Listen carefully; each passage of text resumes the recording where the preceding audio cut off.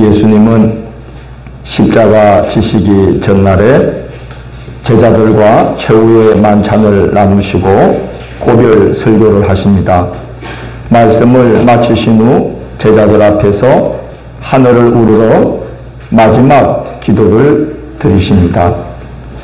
17장 20절에 보면 내가 비옵는 것은 이 사람들만 위함이 아니요 또 그들의 말로 말미암아 나를 믿는 사람들도 위함이니 라고 기도하시는 걸 보면 이 기도는 제자들만을 위한 기도가 아니요 성도된 우리 그리스도인들을 위한 기도이기도 합니다. 히브리서를 보면 예수님을 가리켜서 참되시고 그 직분이 영원히 갈리지 않는 영원한 대제사장이 되신다고 증언하고 있는데 영원한 중보자 되시는 예수께서 자신들을 위해 그리고 오고 올 세대의 성도들을 위해 깊고 간절한 중보의 기도를 드리는 모습을 예수님 곁에서 눈으로 보고 귀로 들으며 기도받는 제자들은 얼마나 복된 자들일까요? 기도받는 게 얼마나 복된 일입니까? 에스겔 44장 30절을 보면 하나님께서 회중들에게 제사장에게 돌릴 몫을 그에게로 가져가 그들에게 내 집에 복이 내리도록 하게 하라고 권면합니다. 죄와 허물에서 자유로울 수 없는 제사장의 기도도 그 직분에 위임하신 권세를 보시고 하나님께서 그 기도를 받으사 복을 내리신다는데 하물며 죄와 허물이 없으신 참되고 영원하신 대제사장 예수 그리스도의 중보의 기도를 받으니 제자들은 얼마나 복된 자들입니까? 그런데 안타깝게도 가룟 유다는 그 복된 기도를 받지 못했습니다. 그는 영생의 복을 약속받는 자리에서 제외되고 만 것입니다. 미국의 어느 성도가 임종을 앞두고 둘러선 자녀들에게 마지막 인사를 했다고 합니다. See you again. 나 또 보자. See you again. 다시 만나자. See you later. 조금 있다가. 근데 한 자식 차례가 되었는데 bye bye, goodbye 그랬다는 거예요. 잘 가. 잘 있어. 어머니는 그 자녀가 신앙을 되찾기를 바라는 마음으로 그렇게 인사를 했던 것 같습니다. 지금 상태로는 천국에서 엄마를 다시 볼 수 없다는 사실을 인사에 담아서 제발 신앙생활 해라. 그래서 우리 천국에서 또 만나자. 그런 이제 마음을 전하느라고 그 아들에게는 See you again 그러지 않고 goodbye 그렇게 인사를 했다고 합니다. 12제자가 제자의 길로 똑같이 부름을 받았지만 가룟 유다는 영생을 유업으로 받는 길에서 제외되고 말았습니다. 예수님은 이제 곧 십자가를 지실 때가 되었음을 아셨습니다. 그래서 아버지여 때가 이르렀사오니 라고 기도를 시작합니다. 그리고 예수님은 십자가를 지는 것이 영광스러운 길임을 아셨습니다. 그래서 아들을 영화롭게 하사 아들로 아버지를 영화롭게 하옵소서라고 기도하십니다. 십자가를 잘 감당케 해달라고 하나님께 간청한 것입니다. 아무리 예수님이라 할지라도 몸을 입고 오셨기 때문에 십자가에 달려 죽임당하는 여정은 매우 힘든 여정임을 아셨기 때문에 그런 것입니다. 그렇지만 예수님은 십자가를 감당하고자 하십니다. 그 여정이 하나님을 영화롭게 하는 길이요. 그럴 때에 하나님 아버지께서도 자기를 영화롭게 해주신다는 것을 아셨기 때문에 그 고난의 십자가를 감당해서 하나님을 영화롭게 하려고 하셨던 것입니다. 예수님은 하나님과 본체시지만 자신을 영광의 발현체로 여기지 않으시고 하나님의 영광을 비추는 반사체로 자신을 겸손히 낮추십니다. 예수님처럼 평생의 모든 순간, 매 순간을 오직 하나님의 영광과 그의 나라를 드러내는 것으로 사신 분은 없을 것입니다. 사람들의 눈에는 십자가가 수치와 저주였지만 당신께서 그 수치와 저주를 몸소 짊어지실 때 하나님께는 영광이요 땅에는 기뻐하심을 입은 자들에게 평화가 되셨습니다. 그 십자가 은혜와 사랑으로 인해 오늘도 하나님은 예배를 통해 우리에게 영광을 받고 계십니다. 이 땅 곳곳에서 이 시간 하나님께서 영광 받고 계시고 이 일은 주님이 이 땅에 다시 오는 그날까지 하나님은 성도들의 예배를 통해 찬양과 말씀과 기도를 통해 영광을 받으실 것입니다. 하나님께 영광 돌리고 있는 오늘 이 시간 성경에 있는 우리가 지금 하나님의 영광의 광채에 휩싸여 있다는 것을 생각해 보면 얼마나 감사합니까? 우리가 있는 이 자리는 하나님께 영광 돌림으로 말미암아 하나님의 영광이 우리에게 임하여 하나님의 영광의 광채가 우리를 둘러싸고 있는 그런 자리예요. 하물며 십자가를 제단 삼아 자신을 제물로 바치며 하나님 아버지께 영광 돌리신 예수님은 얼마나 더 하나님의 영광의 광채로 휩싸여 계셨겠습니까? 그래서 내가 주를 보니 하나님의 아들이요 하나님의 영광에 둘러싸인 자입니다 라고 제자들이 고백하지 않을 수가 없었어요. 더 하나님을 높이고 영광 돌리니까 예수님은 하나님의 영광의 광채로 휩싸여 계셨던 것입니다. 아들을 영화롭게 하사 아들로 아버지를 영화롭게 하옵소서. 이 기도를 기도의 가장 첫 간구로 삼으신 이유가 무엇일까요? 예수를 그리스도로 구주로 모시고 살아가는 우리들도 하나님의 영광을 생애 가장 중요한 기도 제목으로 삶의 목적과 목표로 삼으라고 본을 보이신 것 아닐까요? 그리스도인만이 아니라 만민과 만물이 마땅히 영광 돌려야 할 분은 하나님이십니다. 우리가 인생을 통해서 힘을 다해 해야 될 일은 하나님 영광 높이는 일입니다. 지난 주간에 성경 통독이 다니엘이었는데 천하를 호령하던 바벨론의 느부갓네살 왕이 갑작스럽게 공수증 전세를 보이면서 정신이 혼미해지니까 왕위에서 쫓겨나서 들에서 소처럼 풀을 뜯어먹으면서 짐승처럼 7년을 지내게 됩니다. 그 천하의 왕들을 두렵게 했던 바벨론의 느부갓네살 왕이 하루아침에 그런 비천한 짐승 같은 처지에 떨어지게 된 것이죠. 느부갓네살이 얼마나 대단한 사람입니까? 세계 7대 불가사의 중 하나가 바벨론의 공중정원이라는 것이래요. 오늘 집에 가셔서 포털 사이트에 바벨론의 공중정원 딱 쳐보세요. 그 바벨론의 느부갓네살이 바벨론 도성을 건설하고 그 위 옥상을 아름다운 정원들로 이어지게 다 했다는 거예요. 그 세계 7대 불가사이래요. 그의 위엄과 권세가 얼마나 대단했는지 그 일대기가 역사에 기록된 것은 물론이거니와 오페라를 통해서도 전해질 정도예요. 여러분 중에 혹시 베르디의 오페라 나부코라는 것을 들어보신 적이 있을 텐데요. 그 나부코라는 오페라 중에는 우리가 잘 아는 노래 히브리 노예들의 합창이라는 노래가 나와요. 다라라라라 라라라라라라 이렇게 잘 안 됩니다. 어제 연습을 했는데 그 히브리 노예들의 합창이라는 곡이 참 막 뭉클한 곡이에요. 히브리 노예들이 느부갓네살에게 붙잡혀서 끌려가면서 이제 부르는 노래가 히브리 노예들의 합창이죠. 바로 이 나부코라는 오페라가 느부갓네살 왕을 로마식으로 표기한 것이 나부코입니다. 그러니까 얼마나 대단한 왕이에요. 역사에 남고 전설이 된 인물인데 하루 아침에 잠깐 사이에 몰락하게 된 것이 다니엘서에 나와요. 어쩌다 그렇게 되었죠? 느부갓네살이 하루 어느 날 왕궁 옥상에서 이렇게 옥상을 거닐다가 자기 도성을 이렇게 바라봤어요.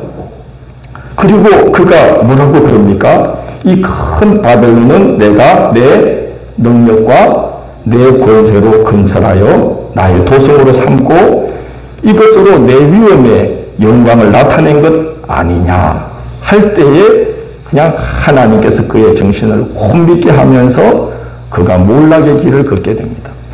저는 그렇게 생각해요. 느부갓네살이 그 옥상에서 옆에 왕인데 뭐 사람들이 많이 있었던 것도 아닐 거 아니에요. 들으라고 큰 소리 한 거 아닐 거 아니에요. 그냥 도성을 쫙 바라보면서 야 저거 누가 했어? 내가 했어. 목사님들이 그 착각하기 쉬워요. 아, 이 교회 누가 이렇게 했어? 내가 했어. 이것도 내가 하고 저것도 내가 하고. 하나님이 그냥 두 방도 아니고 몇 방에? 한 방에. 느부갓네살도 그냥 한 방에. 그거 뭐 사람들에게 자랑한 것도 아니에요. 그냥 속으로 생각했겠죠. 아, 이건 내가 내 능력과 내 권세로 이 도성을 내가 이루노라 하고 마음으로 흡족해 하는 그 순간 하나님께서 그를 낮추는 일을 이제 시작하게 된 것을 봅니다. 바벨론의 마지막 왕 벨사살도 하나님께서 낮추실 때에 하나님이 다니엘을 통해 이렇게 꾸짖지 않습니까? 내 부친 느부갓네살이 교만하여 그의 영광을 빼앗기고 사람 중에서 쫓겨나는 것을 보고서도 왕은 왕의 호흡을 주장하시고 왕의 모든 길을 작정하시는 하나님께는 영광을 돌리지 아니하므로 하나님께서 왕의 시대를 재보고 왕을 저울에 달아보니 부족함이 보인 거로 왕의 나라를 메대와 바사 사람에게 준 바가 되었나이다. 그리고 그날 밤에 벨사살 왕은 메대 바사 군인들의 칼에 죽임을 당하고 바벨론이 그날 밤에 무너지고 말았어요. 하나님을 영화롭게 해야 됩니다. 하나님을 영화롭게 할 때 하나님의 영광의 빛이 그에게도 비치어서 그를 영화롭게 하십니다. 그렇기 때문에 본사에 하나님을 인정하고 하나님을 높이면 여러분이 아무리 힘든 상황에 있다 할지라도 하나님께서 오르막을 열어주시기 시작합니다. 그러나 여러분이 가장 높고 존엄한 자리에 있다 할지라도 내가 그러면 하나님께서 여러분을 이제 내리막길로 가도록 내리막을 준비한다는 거예요. 그래서 고린도전서 10장 31절에서 바울 사도는 이렇게 권면합니다. 그런즉 너희가 먹든지 마시든지 무엇을 하든지 다 하나님의 영광을 위해서 하라. 그렇게 말씀합니다. 우리 구주 예수님은 하나님과 본체이신데도 자기 영광을 구하지 않으시고 하나님의 영광을 위해 사람이 보기에는 수치와 저주인 십자가를 묵묵히 감당하십니다. 그럴 때에 십자가로 인하여 아버지와 아들이 함께 영광을 받게 되었어요. 그 사실을 빌립보서 2장 9절 10절은 이렇게 증거하고 있습니다. 이러므로 하나님이 그를 지극히 높여 모든 이름 위에 뛰어난 이름을 주사 하늘에 있는 자들과 땅에 있는 자들과 땅 아래에 있는 자들로 모든 무릎을 예수의 이름에 꿇게 하시고 모든 입으로 예수를 주라 시인하여 하느님 아버지께 영광을 돌리게 하셨느니라. 이렇게 말씀합니다. 아들을 영화롭게 하사 아들과 아버지를 영화롭게 하게 하옵소서. 주님의 이 기도로 우리 자신을 비춰보시기를 바랍니다. 내 삶이 하나님을 영화롭게 하고 있는가?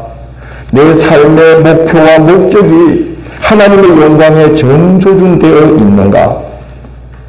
만약 사람의 영광과 세상의 영화에 우리의 마음을 빼앗기고 있다면 삶의 목표와 목적을 반드시 정조준하셔야 됩니다. 무엇을 향해서? 하나님의 영광을 위해서. 하나님을 영화롭게 하는 길로 다시 조정되어야 됩니다. 하나님을 영화롭게 할 때에 우리가 하나님의 영광에 휩싸이는 삶이 가능해지는 거예요. 예수님은 기도 중에 하나님께서 당신께 부여하신 권세에 대해서 이제 증언하기 시작합니다. 아버지께서 아들에게 주신 모든 사람에게 영생을 주게 하시려고 만민을 다스리는 권세를 아들에게 주셨음이로소이다 라고 기도합니다. 이 기도는 그 기도를 듣고 있는 제자들을 염두에 두신 기도일 것입니다. 예수께서 하나님께 받으신 권세는 만민을 다스리는 권세입니다. 그리고 예수님께 위임된 권세는 만민을 다스리는 권세로 국한되어 있지 않습니다. 마태복음 28장 18절에서 예수님은 승천하시기 전에 이런 말씀을 합니다. 하늘과 땅의 모든 권세를 내게 주셨으니 라고 선언하십니다. 권세라는 것, 이 오소리티라는 것은 힘을 뜻하는 파워와는 많이 다르죠. 강철을 맨손으로 구부러뜨리는 사람이 있어요. 강철을. 근데 아무리 그렇게 힘이 세다 해도요, 투표함에 조그마한 열쇠, 그거 걸어놓고, 그거 종이 테이프로 다 봉인을 해놓은 그 종이를 그 힘센 사람이 뜯을 수 있을까요? 없을까요? 힘으로는 뜯을 수 있지. 뜯을 수 있어요? 없어요? 없어요. 그거 뜯으면 어딘가요? 거기 선거관리위원장 도장이 딱 찍혀 있거든요. 그게 오소리티, 권세예요. 범접할 수가 없어요. 자동차를 번쩍번쩍 들어올리는 힘든 사람들이 있습니다. 그렇지만 그 사람이 달리는 자동차를 멈출 수 있을까요? 그 힘으로? 죽습니다. 그러나 경찰관 아저씨가 제복을 탁 입고 모자를 탁 쓰고 하얀 장갑을 끼고 손을 탁 이렇게 하면 차가 어떻게 되죠? 슝 가다가 딱 섭니다. 안 쓰면 어떻게 되는 거예요? 나중에 김대중 목사님께 여쭤보세요. 골로 갑니다. 돈을 물어야 됩니다. 그게 뭐예요? 권세예요. 힘과는 달라요. 사람을 움직이고 나라를 움직이고 판세를 바꾸는 권위가 있는데 그걸 권세라고 합니다. 그런데 예수님에게는 하나님께서 만민을 움직이시고 하늘과 땅을 움직이는 권세를 부여하셨다는 겁니다. 우리가 예수님의 뜻을 받들어 그의 이름으로 기도할 때 반드시 기도의 응답이 있는 이유는 하나님께서 예수님께 부여하신 권세를 우리가 의지하고 기도하기 때문에 하나님께서 땅과 하늘의 권세를 움직이며 우리의 기도에 응답을 준비하시는 것입니다.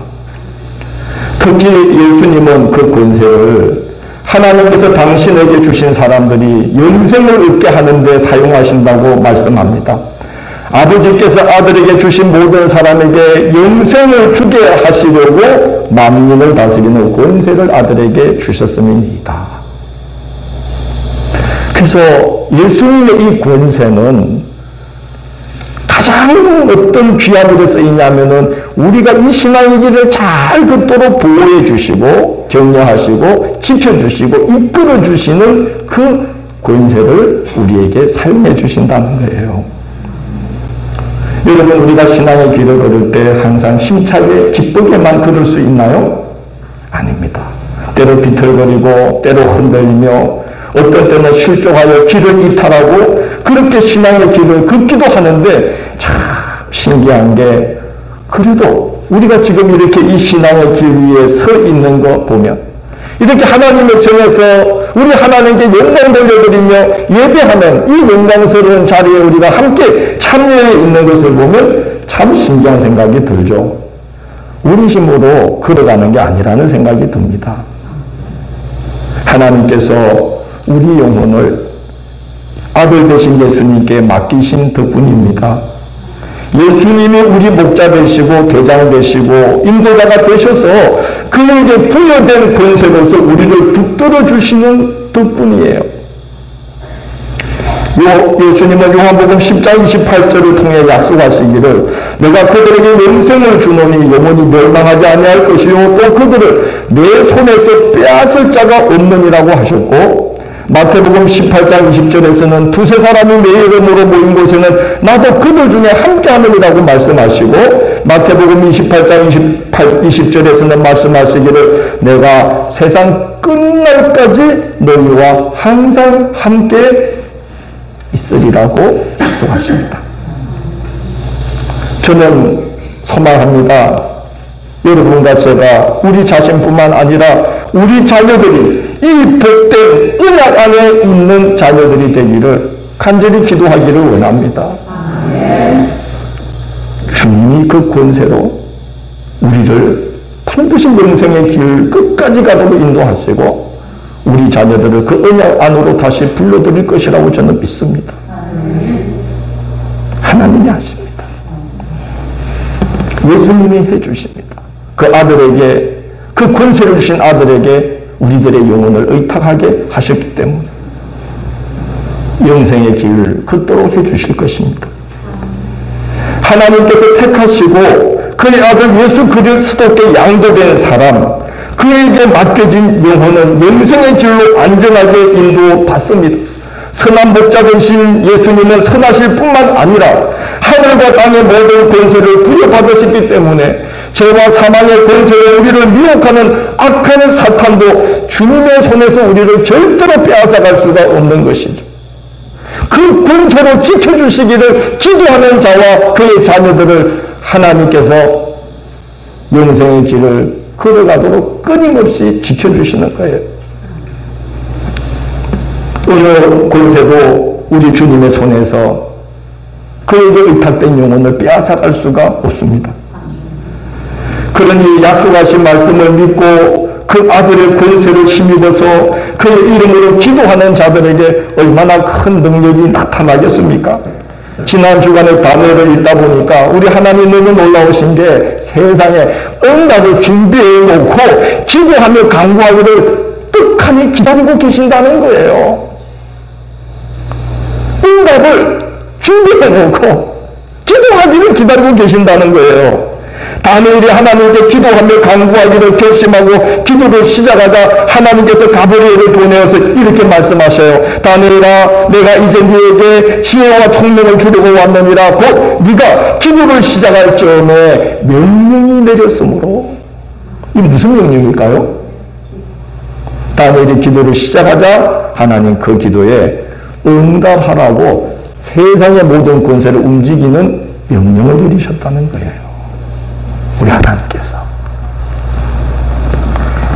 다니엘이 하나님의 뜻을 또 분명히 깨닫고자 새 일에 3주를 정하고 21일 동안 근신하면서 기도하기를 작정하고 기도하자 하나님께서 또 천사를 보내어서 응답을 약속하셔요. 다니엘아, 두려워하지 말라. 네가 깨달으려 하여 내 하나님 앞에 스스로 겸비하게 하기로 결심하던 첫날부터 내 말이 응답받았으므로 내가 네 말로 말미암아 왔느니라.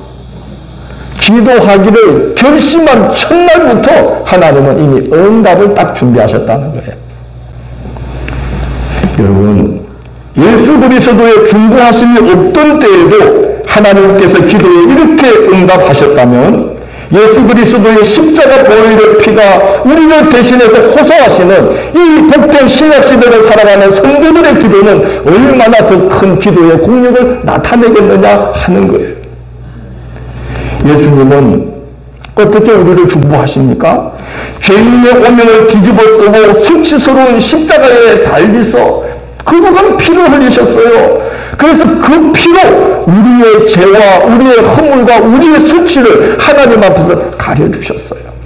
그래서 하나님은 예수 이름으로 기도할 때 우리 허물도 안 보시고 우리 죄도 안 보시고 우리 도덕적인 어떤 것도 안 보시고 뭐만 보셔요? 예수 그리스도의 피만 보시는 거예요.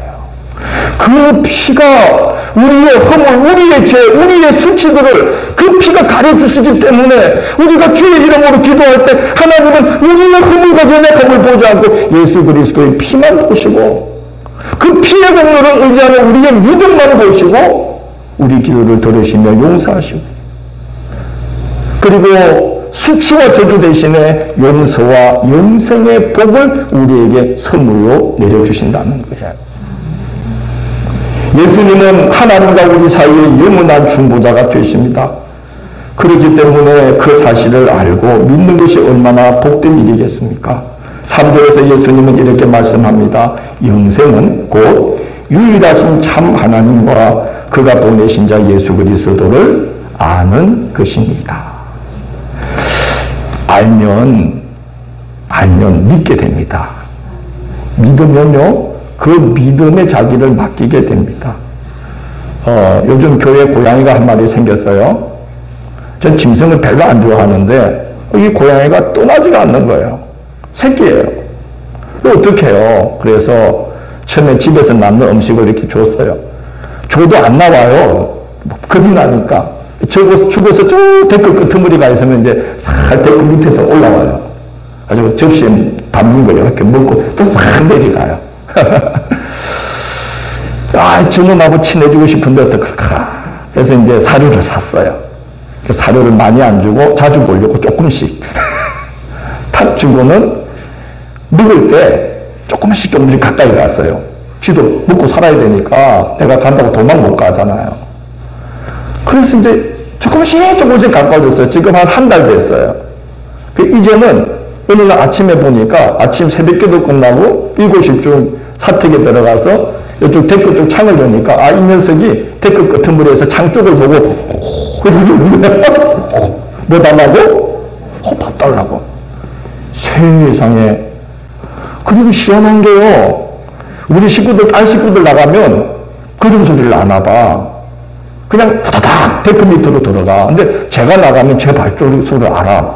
도망을 안 가. 지금 뭐 하러 오는 거죠? 주인님이 밥 주러 온다는 걸 아는 거야, 얘가. 세상에.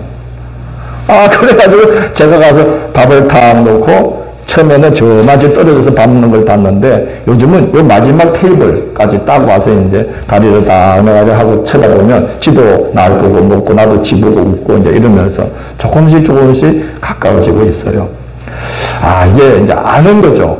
저 사람 나를 해치는 사람이 아니라 나를 도와주는 사람이다. 나를 살게 하는 사람이다. 나 밥 주는 사람이다. 절대 해치지 않는다. 아니까 이제 뭐 어떻게 되죠? 나를 믿게 되는 거죠. 믿는 거예요. 믿으니까 어떻게 되는 거죠? 의탁하는 거예요. 그렇게 좀 더 있으면요, 이 고양이가 아니라 개냥이가 된대. 개처럼 막 살랑거리면서 온대요. 이제 그날을 기다리면서 인내하고 있습니다. 저는 제가 이렇게 고양이에게 빠질 줄 몰랐어요. 그래서 이게 뭐라 그러죠? 뭐라 그러죠? 애완견 같은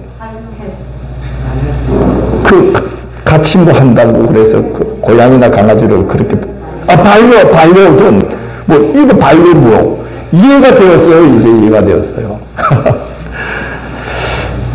여러분 알면 이 안다는 게 그죠? 그렇게 아는 거예요. 겪어가면서 알면 믿게 되는 거예요. 믿으면 거기에 의탁하게 되는 거예요. 우리가 하나님께서 예수 그리스도를 통해서 우리에게 행하신 구원의 은혜를 알게 되면요, 믿음으로 감사로 경배하게 되어 있어요. 그리고 우리는 믿음으로 그에게 의탁하며 그 권세를 의지하고 기도하게 되어 있어요. 그리고 우리 예수님처럼 하나님 아버지를 높이면서 순종하게 되어 있고, 어쨌든 그의 눈길을 바라보면서 어떻게든 그분에게 잘 보이려고 하게 되어 있죠. 그래서 우리가 예수님처럼 하나님을 아버지로 높이며 순종하게 되고, 영원하신 중보자를 되시는 예수 그리스도 이름으로 부단히 기도하면서 신앙의 길을 걷게 되죠. 그러면서 죄와 사망의 권세, 우리를 악한 길로 무너뜨리고 절망케 하는 죄와 사망의 권세를 우리는 그렇게 예수 그리스도와 더불어 이기면서 승리하면서 나가게 돼요. 그게 영생의 삶인 줄로 믿습니다. 안 죽고 사는 게 아니라 그렇게 죄와 사망의 권세를 예수 그리스도와 함께 이기면서 살아가면서 생명을 가지고 살아가면서 그렇게 살다가 영원한 나라 아버지 나라 가는 게 이게 영생의 삶이 아니겠습니까? 지난주에도 말씀드렸듯이 구원에 있어서는 행위의 의보다 어떤 의가 앞선다고요? 믿음의 의가 앞서요. 우리가 하나님을 알고 하나님께서 예수 그리스도 그 아들을 통해서 우리에게 허락하신 그 은혜, 그 권세를 알고 믿는 것을 하나님은 가장 귀한 의로, 가장 귀한 것으로 여겨주셔요. 그래서 우리가 우리의 의를 보면서 절망하지 마시고 우리가 믿음으로 하나님께 반응하면서 살아가면 하나님은 우리의 행위보다도 뭘 먼저 보신다고요? 믿음의 의를 먼저 보셔요. 그렇게 하나님을 알아가시고 믿게 되시고 그 믿음 위에 우리의 삶을 올려놓는 그런 말씀과 기도의 삶이 한 주간도 이어지시기를 주의 이름으로 권면합니다.